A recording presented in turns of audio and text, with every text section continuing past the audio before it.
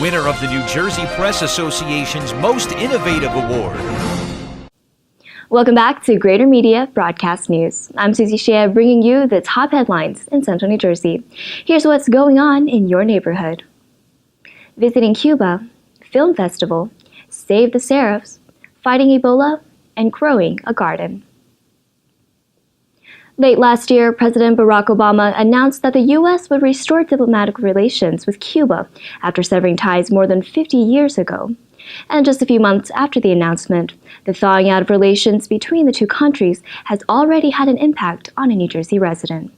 Jason Rosenblum of Howell was one of 20 University of Rhode Island students who traveled to Cuba to learn more about the Caribbean country.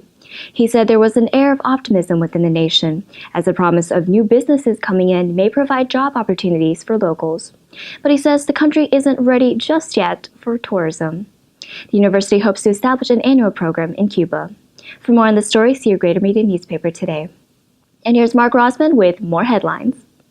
A company's plan to create a wood recycling facility on a 28-acre piece of property on Tennant Road in Marlborough will be the subject of a public hearing at 7 p.m. February 19th at Marlborough Town Hall.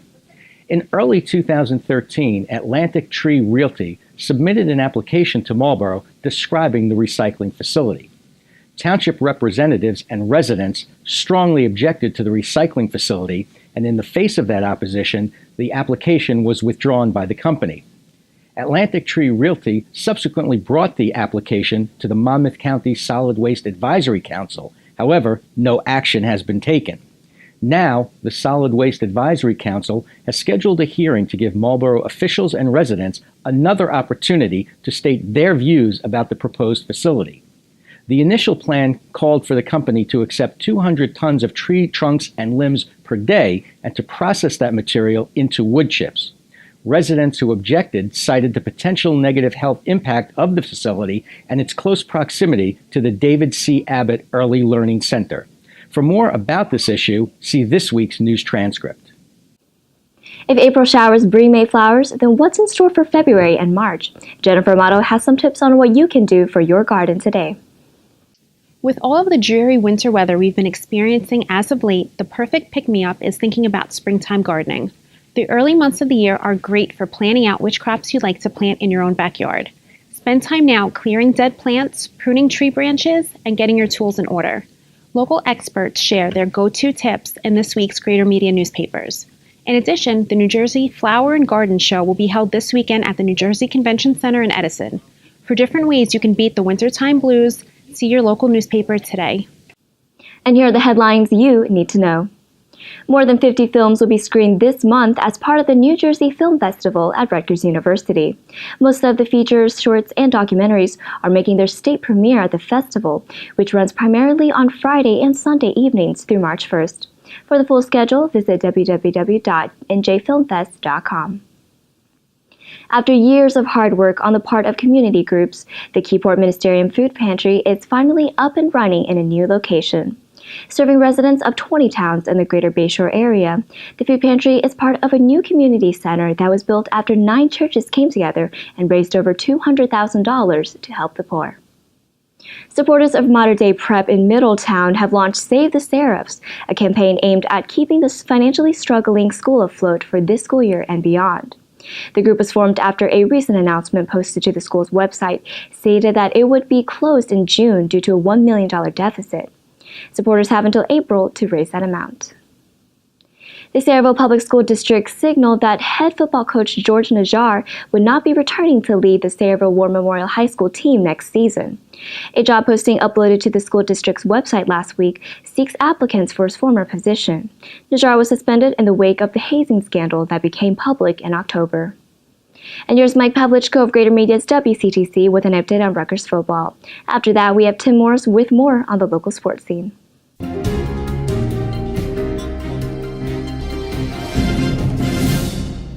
Well, it was National Letter of Intent Signing Day recently, the day verbal football commitments around the country make their decisions official and sign on the dotted line with their chosen schools. And Rutgers coach Kyle Flood unveiled his recruiting class a couple of days ago, and it's only ranked in the middle of the Big Ten.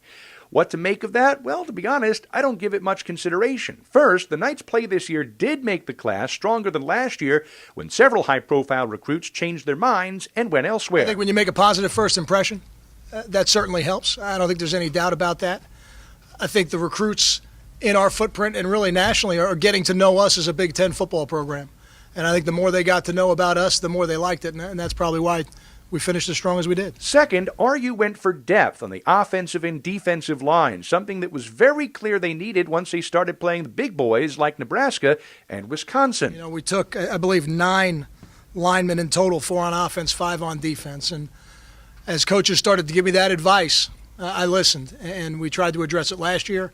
We've addressed it again this year to continue to build depth up front. And we were very fortunate this year. You know, we started the same offensive line every game this season. And the reason I say we were fortunate is because we didn't have the depth up front that we needed. And fortunately, we didn't have to go to it. But I don't think you could expect that every year. But overall, I don't put much stock in rankings. Let's put it this way. Off-the-field troubles aside, Ray Rice was never billed as the best recruit at Rutgers ever. Who was? Savon Huggins. And he's transferred. And who ever heard of Paul James before he started tearing it up in Piscataway? The defense rests, Your Honor. I'm Mike Pavlichko on 1450 WCTC and WCTCAM.com.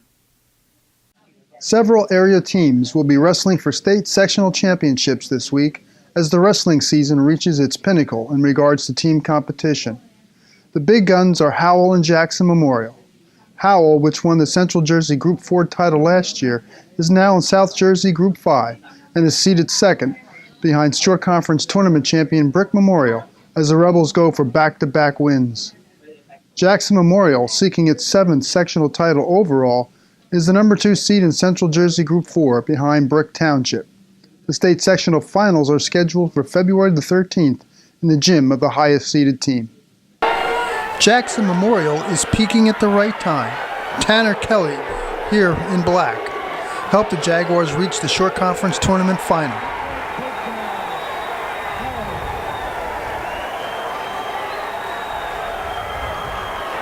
The Jackson Memorial. Connor Bowringer, who wrestles at 182 or 195 pounds, hasn't lost a match all season. He provides security at the top of the lineup for the Jaguars. The same can be said for heavyweight Brody Graham. Here, he hands Brick Memorial's Nick Rivera his first loss of the year in the SCT final. Graham is the top-ranked heavyweight in Region 6. He has lost but one match this entire season. Here, he closes out Rivera. The winner of the heavyweight bout by 1-0 decision for Jackson Memorial, Brody Graham. Jackson is also formidable in the lower weights, starting with Matt McGowan. 2-point takedown, McGowan. This is Tim Morris for Greater Media Newspapers. More than 20,000 deaths and 13,000 survivors of Ebola were recorded in Africa, and a group of local teens wants to make sure that those numbers do not escalate. Here's Kathy Chang. 3 students from South Brunswick High School are stepping up to make a difference in the global fight against Ebola. Senior Bhavesh Narala, sophomore Milton Winston, and freshman Belwyn Winston are asking the local community to help them raise money for UNICEF to send aid to countries plagued by Ebola. While the survival rate for the handful of Ebola patients in America has been 80%, Narala noted that Africa has a survival rate of just 60%. According to the Centers for Disease and Control Prevention, there have been 21,797 cases in Africa, with 13,122 survivors. Dayton Pioneer Grange members, including Maria Coten and Pastor Bob Turton of Gospel Mission Corps, are working with the youngsters on their campaign. For more information, visit gmnews.com this week. Chinese New Year is coming up on February 19th, but some Marlboro residents are upset about not having the day off to celebrate. Here's Jeremy Grossman. Despite a packed room of advocates, the Marlboro K-8 School District Board of Education voted not to close the school for the Chinese New Year holiday. Instead, board members decided to add a multicultural day to the school calendar, a decision that was met with protest from many people in attendance at the board's February 3rd meeting. As the board has planned its 2015-2016 school year calendar, members of the local Asian American community filled the room at recent meetings and requested that the Chinese New Year be designated as a day off for students in the district. Although many board members supported the day off, the board majority said they wanted to take all cultures into consideration. The board voted to create a multicultural day holiday, which would rotate each year and would occur on one of the district's professional development days, not necessarily in proximity to the Chinese New Year. Many audience members said they were disappointed by the outcome. For us, having a day off for Chinese New Year had a true meaning, said resident Alice Eng. To learn more about the board's decision, visit gmnews.com. For more in-depth coverage and additional stories, see your Greater Media newspaper today. Keep up with the latest headlines by liking us on facebook.com/Greater Media Broadcast News or following us on Twitter @GMediaNews. I'm Susie Shea. See you next time.